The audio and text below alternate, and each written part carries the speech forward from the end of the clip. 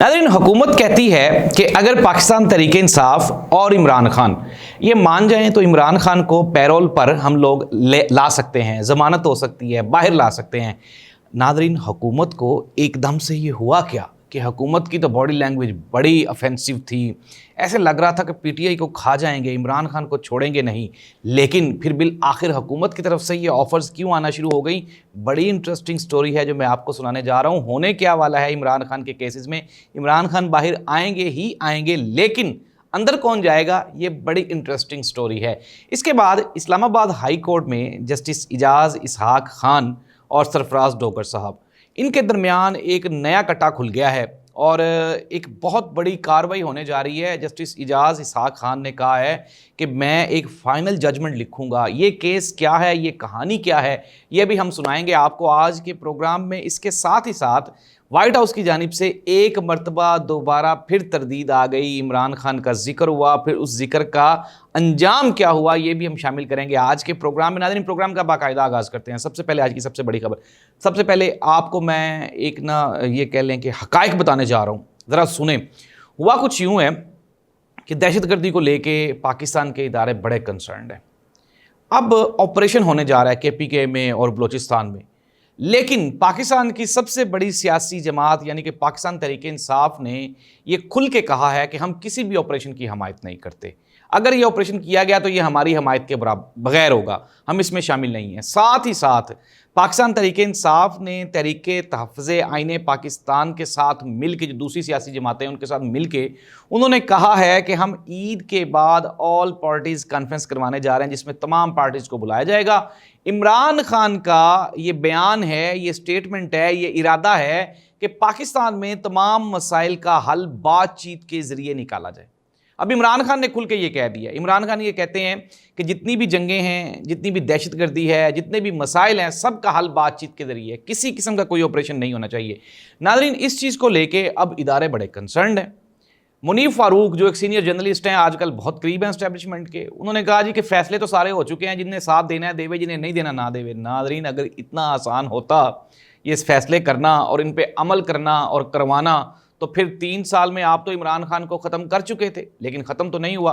और नौबत अब यहाँ तक आ गई कि राना सनाउल्लाह साहब ने हाथ बांध दिए इमरान खान साहब के आगे। हुकूमत तरले कर ली है इमरान खान के कि भाई आप हमें कहो तो हम आपको पैरोल पे बाहर निकालने के लिए भी तैयार हैं। राना सनाउल्लाह साहब ने कहा कि मैं अगर PTI हमें दरख्वास्त दे और इमरान खान की पैरोल पर रिहाई के लिए रब्ता करे तो मैं वज़ीर-ए-आज़म साहब से बात करूंगा। नाज़रीन, अगर इमरान खान ने शहबाज शरीफ या आसिफ अली जरदारी का तरला करके बाहर आना होता तो वो 2 साल से जेल में क्यों होता?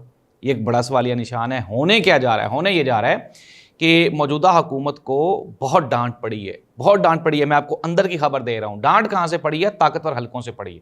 उन्होंने कहा जी कि हम आपको लेकर आए, हम आपको यहाँ तक हुकूमतें दी, हमने आपको यहाँ पे पहुँचाया, लेकिन आप क्या कर रहे हैं? आप तो अवामी राय नहीं तब्दील कर पाए, आपके साथ तो अवामी सपोर्ट ही नहीं है। फिर ये जो सलामती कौंसिल कमेटी की मीटिंग हुई उसमें PTI जो कि पाकिस्तान की 70% पॉपुलेशन उनके साथ खड़ी है, सोशल मीडिया सारा उनके साथ खड़ा है, इस चीज़ को लेके नाज़रीन ताकतवर हल्के बड़े नाराज़ हुए हैं हुकूमत के साथ और उन्होंने हुकूमत के कान पकड़वा दिए और उन्होंने अब ये हुकूमत को फाइनल वार्निंग दी। उन्होंने कहा कि आप अपने मामलात को ठीक करें, अपने तमाम सियासी मामलात को हल करें, सबसे पहले पाकिस्तान। ये पाकिस्तान की फ़ौज का बयानिया है और इस चीज़ को लेके अब हुकूमत की जो मामलात हैं वो बड़े कशीदा हैं। आप देख रहे हैं कि मोहसिन नकवी साहब भी गायब हैं, कहीं पर नज़र नहीं आ रहे। फैसल वाडा साहब और बयान दे रहे हैं, साथ में जो हुकूमती वज़रा हैं वो कुछ और तरह का बयान दे रहे हैं। फवाद चौधरी साहब ने कहा कि नवाज शरीफ साहब, आसिफ अली जरदारी और इमरान खान को मिल के कोई कौमी हुकूमत बना लेनी चाहिए। मैं ये कहता हूँ कि इतनी कुट खाने का PTI को, इतनी लंबी जद्दोजहद करने का PTI को क्या फ़ायदा है अगर इनके साथ ही बैठना है तो? नाज़रीन, मुख्तसरन ये कि ख़बर ये है कि इमरान खान जीत चुका है, इमरान खान का नज़रिया जीत चुका है और इमरान खान आने वाले दिनों में आपको एक बड़ा सरप्राइज़ देने वाला है। आरिफ अलवी साहब अमेरिका के दौरे पे हैं, वहाँ पे जोक दर जोक लोग इकट्ठे होते हैं, इमरान खान का जिक्र सुनते हैं, इमरान खान की बातें सुनते हैं। आरिफ अलवी साहब उनको ब्रीफ कर रहे हैं। नाज़रीन, इंटरनेशनल प्रेशर भी बढ़ रहा है आहिस्ता आहिस्ता। इसके साथ ही साथ पाकिस्तान में जो अवामी प्रेशर है वो भी बढ़ रहा है, परफॉर्मेंस है नहीं हुकूमत की। तो इन तमाम चीज़ों को लेके अब واپسی عمران خان کی ہی ہے. میں آپ کو یہ بارہا بتا چکا ہوں کہ عمران خان کو تو کتنی مرتبہ آفر ہوئی قومی حکومت بنانے کی، پیپلز پارٹی کے ساتھ ملنے کی، لیکن عمران خان یہ کہتا ہے، یہ چاہتا ہے کہ اس مرتبہ وہ اس طرح سے آئے کہ اپنی مرضی سے فیصلے کر سکے. تو ناظرین، میں آپ کو بتا رہا تھا کہ جو انٹرنیشنل لابنگ ہو رہی ہے، کل ایک صحافی نے سوال پوچھا وائٹ ہاؤس میں. انہوں نے کہا جی کہ عمران خان کو لے کے، عمران خان پاکستان کا وزیر اعظم ہے، پھر اس کے بعد عمران خان پاکستان کے سب سے بڑا جو خیراتی ادارہ چلانے والا، شوکت خانم ادارہ چلانے والا ہے، ایک کرکٹر ہے. عمران خان کی بڑی تعریف کی اس صحافی نے. انہوں نے وائٹ ہاؤس کے ریپریزنٹیٹیو سے پوچھا کہ عمران خان کو لے کے کیا ڈونلڈ ٹرمپ کنسرن ہے، تو اس کے جواب میں جو وائٹ ہاؤس ریپریزنٹیٹیو تھا اس نے سیدھا سیدھا جواب نہیں دیا. اس نے کہا جی کہ دیکھیں ڈونلڈ ٹرمپ صاحب بڑے کنسرنڈ ہے پوری دنیا میں ڈیموکریسی کو لے کے. اگر آپ کو کسی کو اس طرح کی کوئی معلومات درکار ہیں تو آپ ڈائریکٹ وائٹ ہاؤس سے رابطہ کریں. اس کے علاوہ انہوں نے یہ نہیں کہا کہ ڈونلڈ ٹرمپ عمران خان کے خلاف ہیں، ڈونلڈ ٹرمپ عمران خان کی رہائی نہیں چاہتے، بلکہ اس نے یہ کہا کہ ڈونلڈ ٹرمپ کنسرنڈ ہے پوری دنیا میں ڈیموکریسی کو لے کے. ناظرین، حکومت کھلبلائی ہوئی ہے، گھبرائی ہوئی ہے، اور عمران خان جو ہے وہ اب آہستہ آہستہ مزید مضبوط ہوتا جا رہا ہے. مختصراً یہ کہ حکومت کو عمران خان کے پاؤں پکڑنے پڑنے ہیں. عمران خان نے کوئی نہیں پیر پور پھڑنے.